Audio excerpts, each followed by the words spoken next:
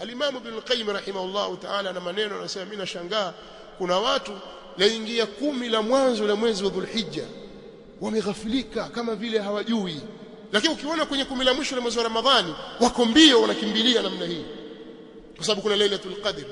Basi mchana wa 10 la mwanzo la mwezi wa Dhulhijja ni bora kuliko mchana wa 10 la mwisho la mwezi wa Ramadhani, ila usiku wa masiku 10 yale ya mwisho usiku wake katika mwezi wa Ramadhani ni bora zaidi kuliko usiku katika mwezi wa mfungo 3. Kwa hiyo hii michana hii ya mwezi wa Dhulhijja mfungo 3 zile siku 10 siku 9 takriban tuzitumiaje? Ni fursa sisi tumepewa, lakini wallahi watu wengi wanazitumia vibaya, wala hawajali, wala hakuna tofauti kwao baina ya hizi na zile, zote ni sawa kwao. Hiyo ni alama ya kuwa wewe umenyimwa khairi. Allah amekunyima khairi, hakukuongoza katika khairi hiyo.